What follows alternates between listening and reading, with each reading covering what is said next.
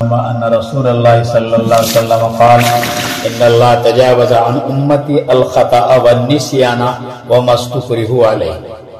یہ آخری دو عزیز طالبان، یہ آخری دو حدیثیں ہیں مشکات شریف کی۔ مشکات شریف ختم ہو رہی ہے، مشکات شریف ختم ہو رہی ہے، یہ آخری دو حدیثیں ہیں۔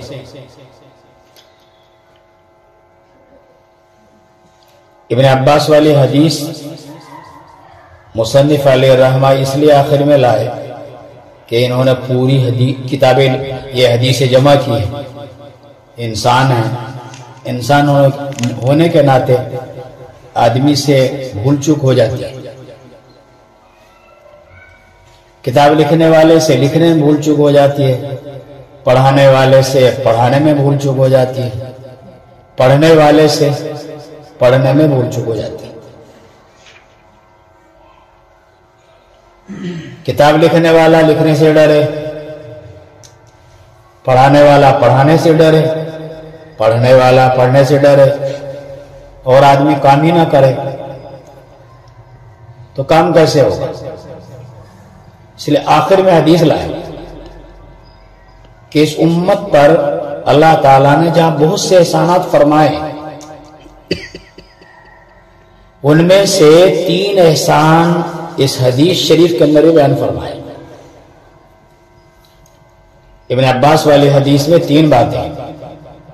نمبر 1، ان اللہ تجاوز عن امتی الخطأ، ایک لفظ خطا ہے، دوسرا نسیان ہے، تیسرا مستکرہوا علیہ۔ انسان جو کام کرتا ہے اس کے کرنے کے 2 انداز ہوتے ہیں۔ کام کو کرتا ہے، اس میں اس کا قصد اور اس کا ارادہ بھی شامل ہوتا ہے، ارادتاً کرتا ہے، اسے عمدن کہتے ہیں۔ مگر کبھی کبھی انسان ایک کام کرنا نہیں چاہتا مگر پھر ہو جاتا ہے۔ کتنی کام آدمی نہیں چاہتا کہ میں یہ کروں مگر کر گزرتا ہے۔ ان میں سے ایک خطا ہے اور ایک نسیان ہے۔ کیا فرق ہے خطا میں اور کسے کہتے ہیں نسیان؟ احکام شریعت 2 طرح کے ہیں۔ بعض امور ممنوعہ کہلاتے ہیں، شریعت نے جن کا کرنا منع کر رکھا ہے۔ خطا کا تعلق امور ممنوعہ سے،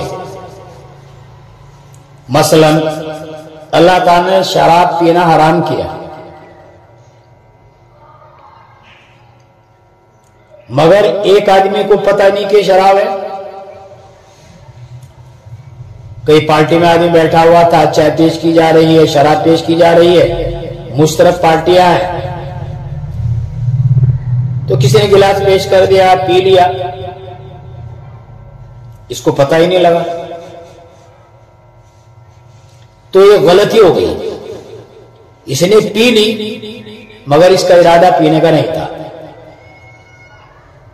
خطا کا تعلق ان چیزوں سے، جو چیزیں شریعت نے منع کی ہیں بلا ارادہ، ان میں سے کسی کام کے کر لینے کو خطا کہتے ہیں۔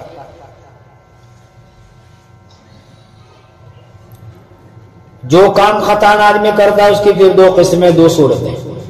نمبر 1، آدمی غلط کام کر رہا ہے، یعنی اس کا ارادہ کام کرنے کا، غلط کام کرنے کا ارادہ نہیں، پھر بھی غلط کام ہو رہا، اس کی 2 صورتیں۔ نمبر 1، اس میں صرف اللہ کا حق ضائع ہوتا ہے۔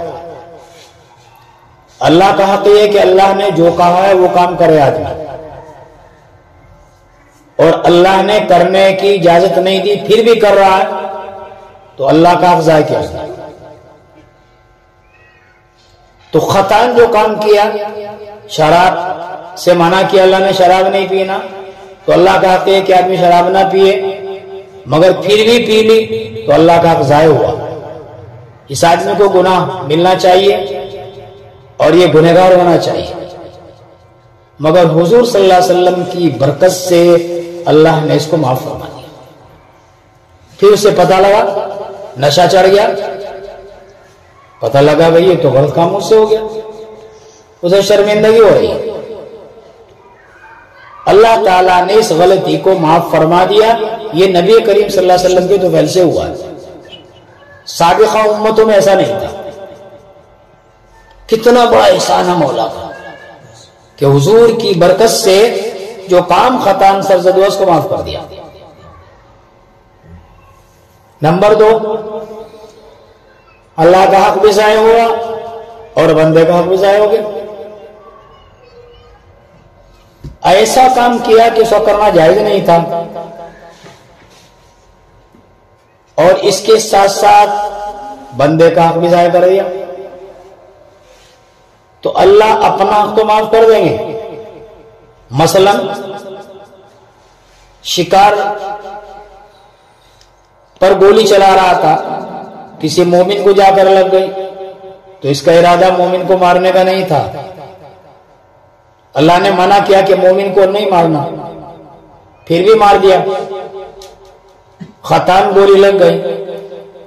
اللہ نے اپنا حق معاف کر دیا، کہا میں تو کچھ نہیں کروں گا. مگر بندے کا حق تھا، اس کی دیت دینی پڑے گی. تو خطا کا تعلق امور ممنوعہ سے ہے. شریعت نے جن کاموں کو منع کیا پھر بھی آدمی ان کو کر لے تو اللہ نے حضور کی برکت سے ان کو معاف کر دیا. دوسرا لفظ نسیان ہے. نسیان کے معنی بھول چوک ہے. شریعت کے دوسرے احکام امور مشروعہ کہلاتے ہیں. امور مشروعہ یعنی ان کو کرنا ہی کرنا ہے. نسیان کا تعلق امور مشروعہ سے. مثلا اللہ تعالیٰ نے نماز پڑھنے کا حکم دیا، صلاۃ مشروع ہے، مگر نماز میں کبھی کبھی آدمی کو بھول بھی ہو جاتی ہے.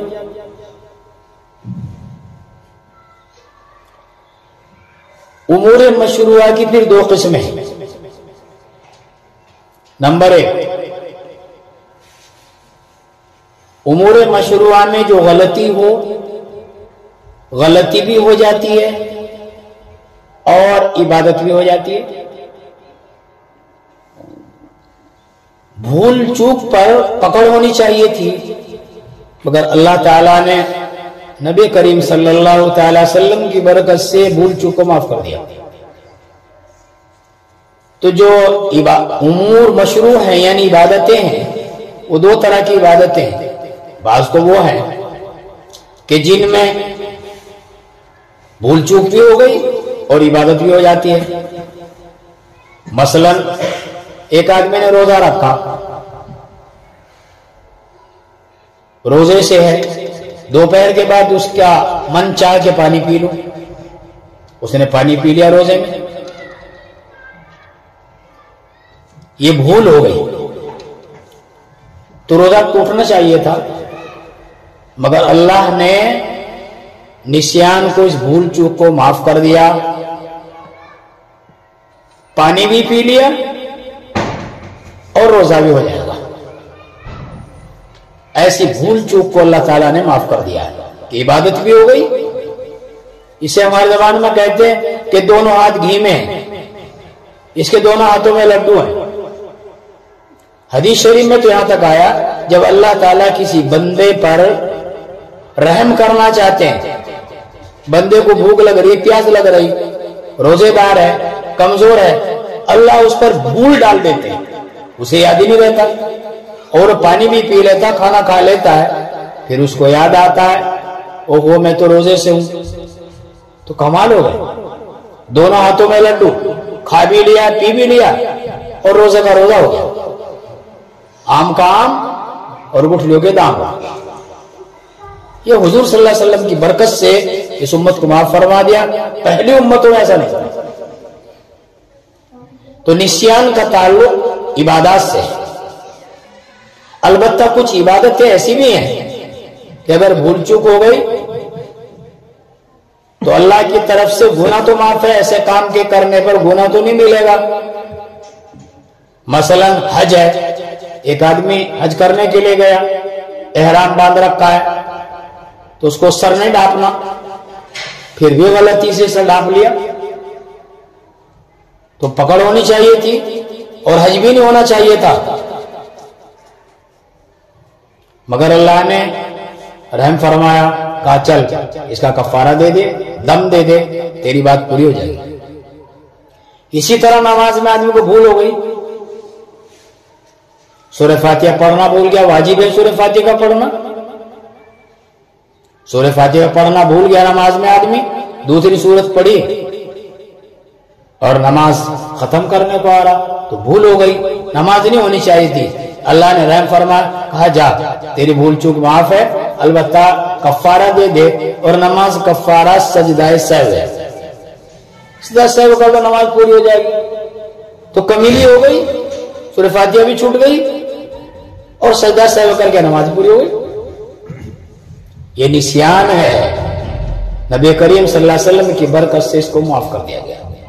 تیسرا جملہ مستکرہ علیہ ہے، جس کے معنی زبردستی۔ کبھی کبھی یہ ساری غیر ارادی چیزیں اس حدیث شریف میں، بعض کام ارادتاً کرتا ہے، بعض غیر ارادتاً، غیر ارادے والی تین چیزیں، کبھی خطاً کرتا ہے، کبھی نسیاناً کرتا ہے اور کبھی استقران کرتا ہے۔ کسی آدمی نے گولی رکھ دی، ریوالور رکھ دیا کن پٹی پر اور کہا روزہ توڑ، پانی پی، تب جا کر تجھے بخشوں گا۔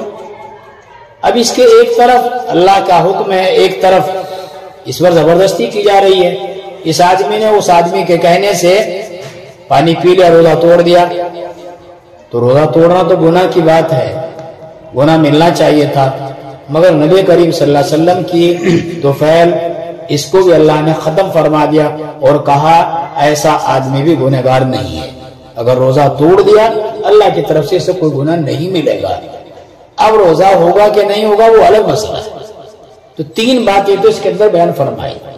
رسول اللہ صلی اللہ علیہ وسلم ارشاد فرماتے ہیں کہ اللہ نے میری امت سے تین چیزیں معاف کر دی ہیں، نمبر 1 خطا، نمبر 2 نسیان، نمبر 3 وہ کام جو آدمی سے زبردستی کرایا جائے۔ دوسری حدیث باز ابن حکیم اپنے باپ سے اور ان کے باپ ان کے دادا سے نقل کر رہے ہیں، انه سمع رسول اللہ صلی اللہ علیہ وسلم یقول فی قوله تعالی کنتم خیر امت اخرجت للناس قال انتم تتمون 70 امتا انتم خیرها واکرمها علی اللہ تعالی۔ اس میں دو جملے ہیں، ایک قرآن کریم کی آیت ہے اور دوسرے حدیث شریف ہے، دونوں کے ذریعے اس امت کی فضیلت بیان فرمانا ہے۔ امتیں تو بہت آئی مگر اس امت کو خیر امت کا خطاب ملا ہے، یہ بھی نبی کریم صلی اللہ علیہ وسلم کے توفیل ملا ہے۔